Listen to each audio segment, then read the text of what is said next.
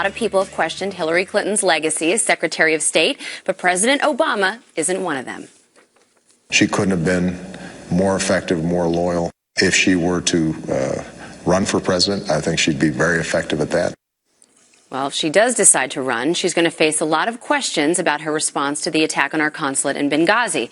A lot of people were wondering what she was going to say about it in her new book, but the wait is over, folks. We now have excerpts from the 34-page Benghazi chapter. About the criticism of her response, she writes, quote, "I will not be a part of a political slugfest on the backs of dead Americans.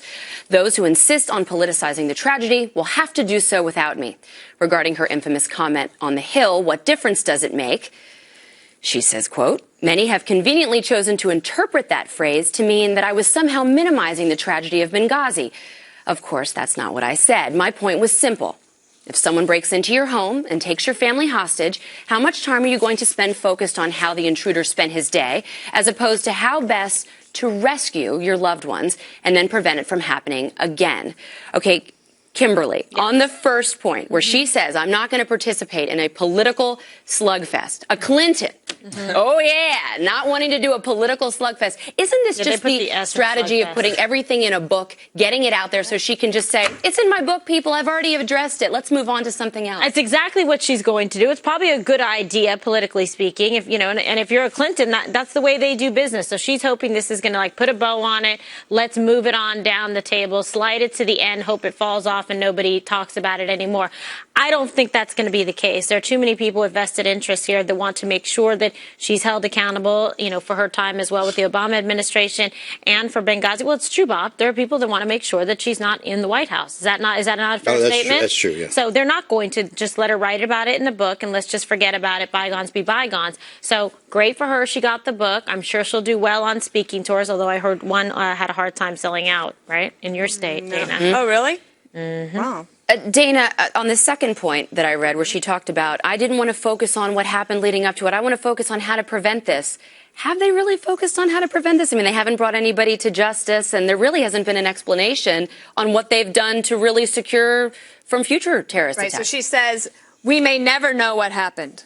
Okay, so that is the line you're going to hear between now and if she decides to run all the way through the campaign. And everybody will be on the same page on the Democratic side, and they will say, we may never know what happened, and that will be their way out. I do think that, yes, actually, it is important to find out why if you take her analogy, why the hostages were taken in the first place. I think that's worth knowing so you can prevent it in the future. And also, I got to tell you, Andrea, that the answer about who pushed the video, still not answered, very murky. I understand why they released this today, because she's going to do all these interviews next week, and she wants a clean slate. She doesn't want Benghazi brought up.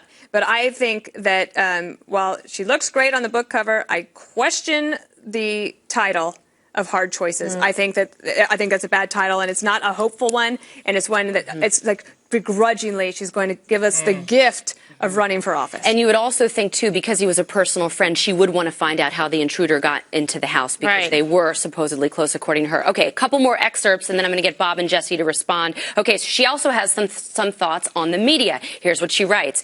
She says that there has been a regrettable amount of misinformation, speculation, and flat-out deceit by some in politics and the media. She weighs in on Susan Rice. She said that, look, Susan stated what the intelligence community believed. Not true. Rightly or wrongly at the time.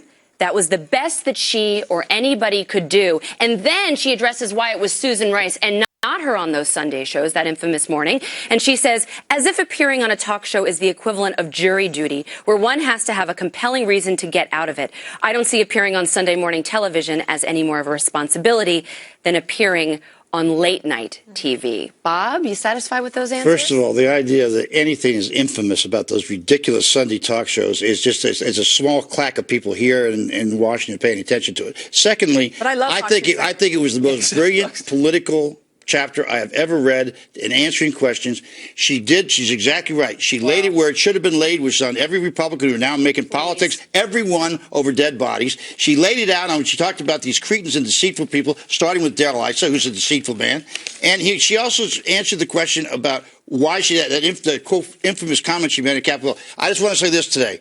This is the last time I'm ever going to talk about Benghazi. I'll never talk about it, and I hope every other patriotic American joins with me. Oh, please. All right. I think I'm glad to hear that. Do you think this will work, Jesse? No, I'm going to poke holes full of this whole thing, okay? First of all, she was never interviewed by anybody in the committee that investigated this thing, number one. The political slugfest on the back of 4 dead Americans, what was she doing in Iraq? She was ripping Bush a new one the entire time we were during the Iraq War, okay? She said Rice had the best intel at the time. Not true, okay? The intel community did not say it was a video, okay? She also said that they've been forthcoming about this the whole time. We've had, and the people have had to sue to get these documents. One of those documents, the memo showing that the White House pushed the video, okay? And then she claimed there was a group of random attackers motivated by all different kinds of things. That's in direct contradiction to the bipartisan Senate Intelligence Committee report that said it was an al-Qaeda-led event. Bob. I don't think this is a brilliant chapter. What are you smoking, Bob?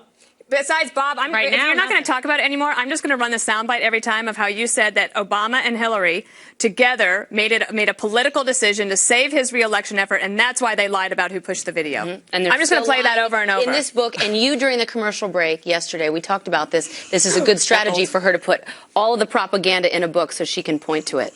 Oh. And say, I don't want to talk about it anymore, just like you. We finally found the way to make Bob stop talking. This is brilliant. Bob, if you fall off that chair, I will over. laugh so hard. You have no idea. All right. Don't move. Our Facebook free-for-all is up next. Good. Win big.